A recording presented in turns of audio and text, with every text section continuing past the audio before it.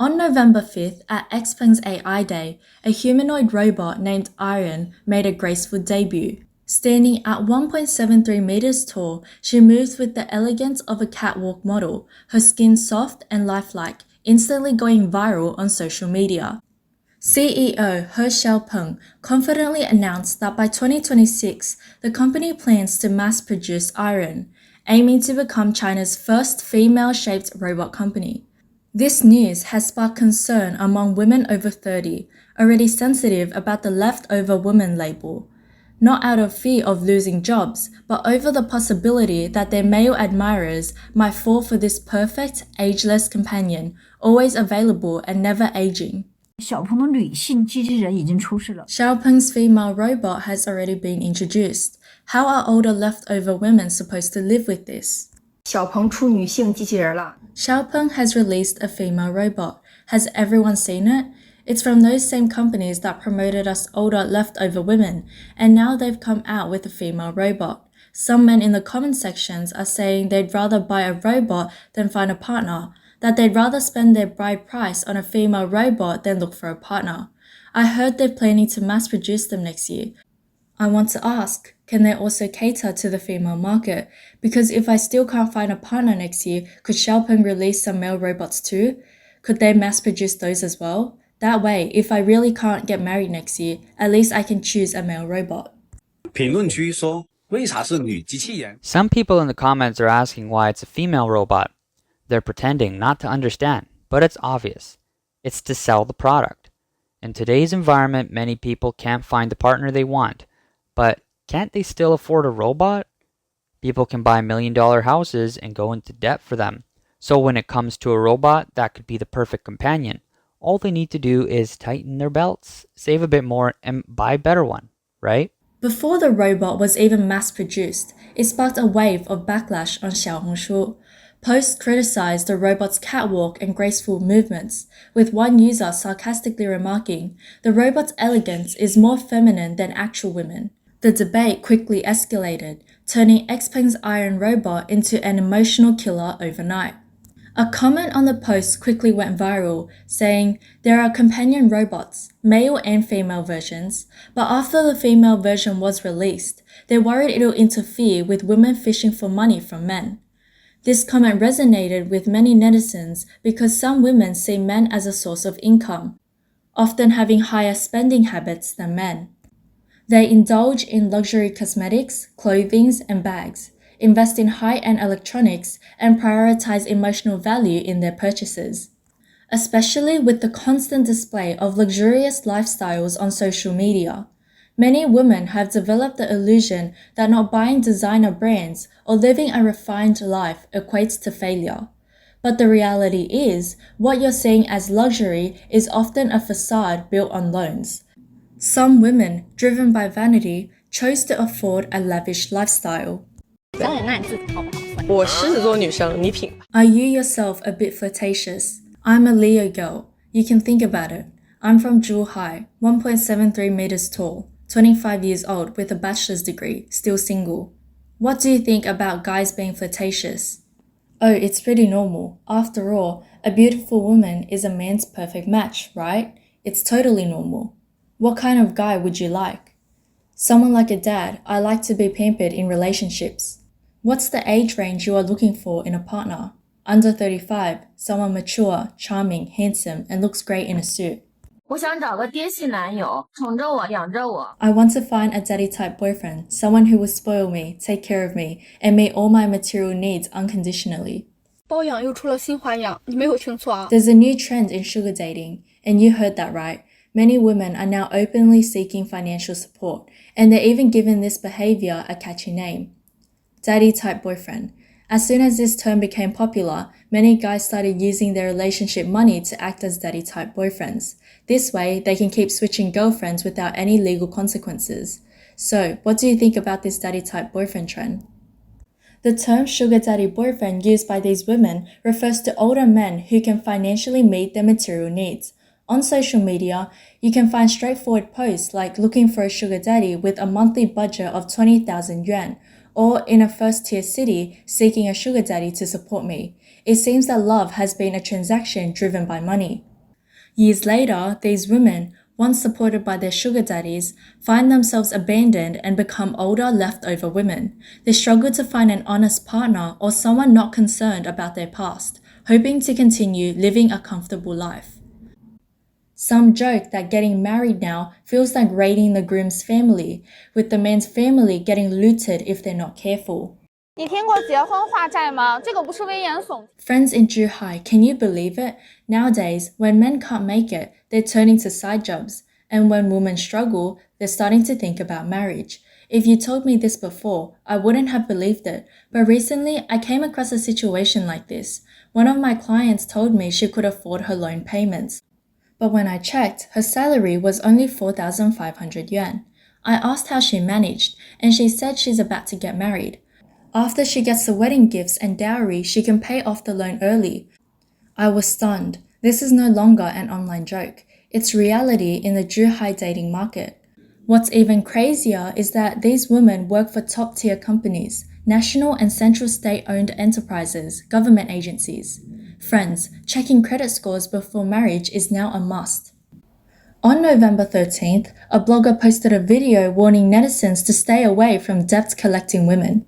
兄弟们，我今天在抖音里面看到一个消息，现在市面上一些大龄剩。 Guys, I saw something on Douyin today about the debt situation of older leftover women. It's truly shocking. Debts of 50,000 or 100,000 yuan or nothing. Some owe over 100,000, even 200,000. I'm in my 30s and haven't earned that much, and I don't know how they ended up in such debt.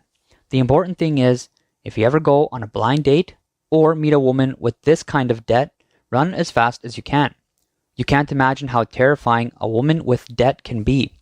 If it's a man in debt, his first thought is usually about how to pay it off. But women think differently. Their first thought is how to find a man who will fill the hole for them. Whether they love him or not, who he is doesn't matter. They can love him today and stop loving him tomorrow. Once their debt is settled, their expectations of love will rise because it's their right. Some women never see their debt as their problem. They think society owes them because they're women. If you help them pay off their debt, they won't thank you. Instead, they'll distance themselves from you because you're standing in the way of their pursuit of a better life. With the collapse of China's bootlicker economy, the debt rate among women continues to rise, and credit card defaults are becoming more frequent. According to data from financial platforms in 2024, the overdue rate of female consumer loans surged by 42% year-on-year, with over 70% of this group being under 30. Additionally, the overdue rate among women aged 25 to 35 rose 20 times compared to the previous year. Bad debt are primarily concentrated in areas like cosmetic surgery and luxury goods. In today's society, consumerism is everywhere, and forward consumption acts like a drug, pushing many women unknowingly into a financial abyss. They use credit cards to buy designer brands, finance smartphones in installments, and by the time their salary arrives, bills are already flooding in. This creates anxiety, but they're unwilling to lower their spending, so marriage becomes the quickest escape. Getting married means someone will help pay off the debts, someone will back them up. That's why more and more women see marriage as a way to clear their debts. You think she's choosing a partner, but in reality, she's selecting a financial tool. You believe marriage is for love, but in her mind, it's about balancing the books. Mortgages, car loans, consumer loans, covering the costs of the past few years of overspending. The man entering marriage might not realize that he's not marrying a woman, but a debt restructuring plan. What's even more frightening is that this has become a societal mindset. More and more women aren't choosing partners, they're choosing wealth. They ask, how much does he earn? Does he have a house? Can he handle the pressure of a loan? To them, marriage is simply an exchange of status. In a way, the wedding ceremony has become a debt-clearing ritual for women.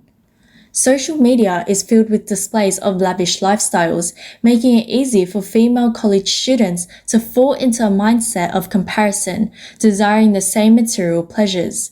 The stark contrast between their limited financial capabilities and intense material desires makes them vulnerable to the temptations of wealthy men's advances. These women, who are supported by their benefactors, often have monthly living expenses that run into the tens of thousands or even more. They wear designer brands and, by their teens or 20s, own luxury cars and properties. When ordinary girls see that some women are trading youth for mansions, they unconsciously raise their own standards, setting very high expectations for their future partners. 男朋友一个月挣多少钱才可以养活你？ How much does your boyfriend need to earn each month to support you? Not much, about 1 million yuan a month, because I think if a guy can't even make 1 million a month, he's useless. 月薪多少能养活得起你？ How much does the monthly salary need to be to support you? How much? Well, if he has a house and a car, at least 1,000 yuan a month. 那你觉得一个男生大概多少钱可以养？ So, how much do you think a guy needs to earn each month to support you? Well, I think the salary should be at least 30,000 yuan a month. With the current cost of living, 30,000 doesn't seem that high. 你希望自己未来的男朋友月 What do you hope your future boyfriend's monthly income will be? More than 10,000 yuan, maybe 50,000 or more. What do you want your future boyfriend's monthly income to be? About 20,000, maybe 20,000 more. Around 20,000, 30,000. Haha, just kidding. Well, like 10,000 to 30,000, that kind of range.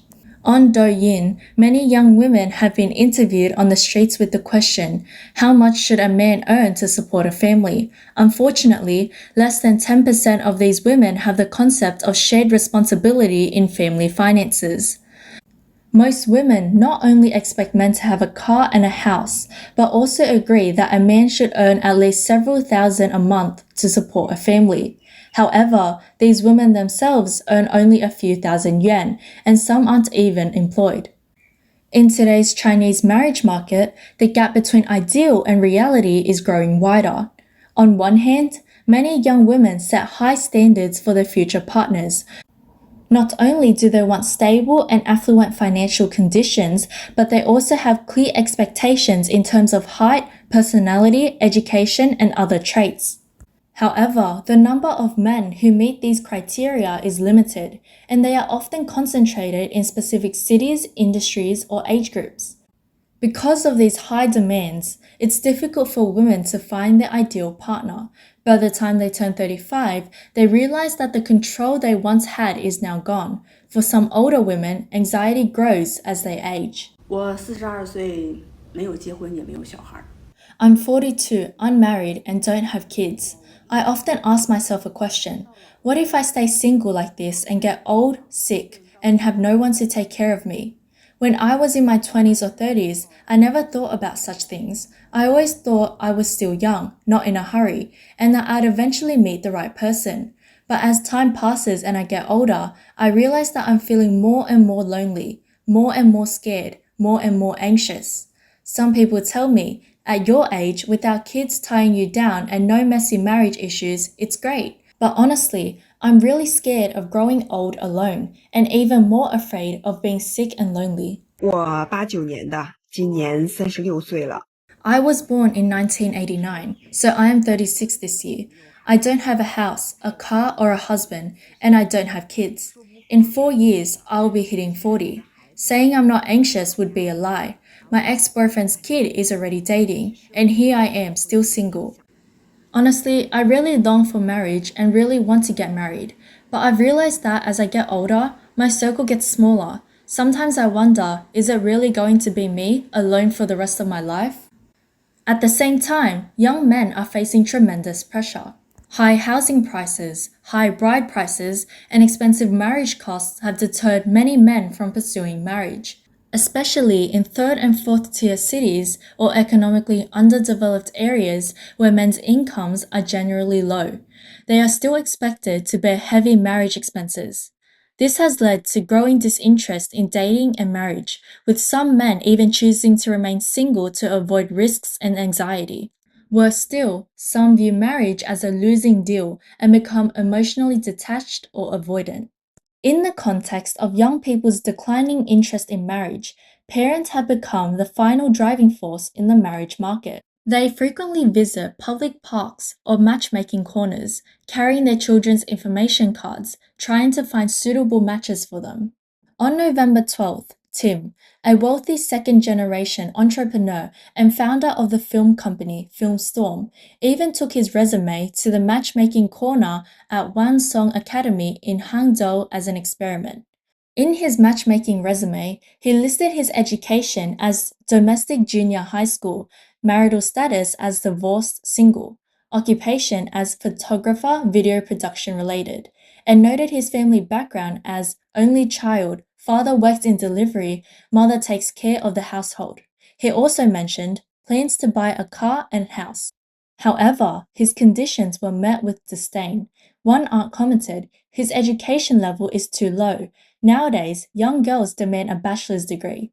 Another said, "He's divorced so young. My daughter can't marry a man who's been married before." In response to Aunt's doubts, Tim calmly replied, "Everything I have, my potential, it's all written here." Tim's matchmaking experience, criticized for his low education level, quickly surged to the top of Weibo's trending topics and garnered over 300 million views on Douyin. Tim, whose real name is Pan Tianhong, was born in May 1996 in Hangzhou, Zhejiang. His father, Pan Shui Miao, is the director of YTO Express. Tim has become one of the biggest rising stars in Chinese internet content creation in recent years. Public records show that Tim failed his high school exams and went to the UK for further studies, graduating from the University of Kent's film program. In 2015, he created the media account Film Storm. In 2016, he returned to China and founded Hangzhou Xingyao Media Company, which gradually grew into a diversified company covering film production, e-commerce, and education. In an interview, Tim reviewed that the Film Storm's revenue for 2024 exceeded 100 million yuan, with profits reaching the tens of millions. Tim's seemingly playful matchmaking experiment unexpectedly exposed a rigid aspect of China's marriage market. At matchmaking corners, education is no longer just about academic background. It has become a symbol of social class. Tim's domestic junior high school education label, despite his later studies in the UK and the creation of a company with over 100 million yuan in annual revenue, was enough to get him eliminated in the first round. Education here has been simplified to represent stability. It stands for the institutional path, a predictable life trajectory, and the security parents seek. True quality has never been about labels. It's a side you can't always see. Traits like emotional stability, creativity, and personal charm, which are hard to quantify, hold no weight here. Netizens have shifted from mocking to reflecting. What is really wrong with China's marriage market? Fudan University Professor Sun Pei-dong explained that when the relationships at matchmaking corners are reduced to a pricing of material conditions, such as houses, cars, and income, it is essentially a reflection of marketization. This, to some extent, diminishes the emotional and romantic aspects of marriage. Although the success rate of matchmaking at these corners is less than 1%, parents continue to remain active in them, driven by the undeniable Chinese-style anxiety.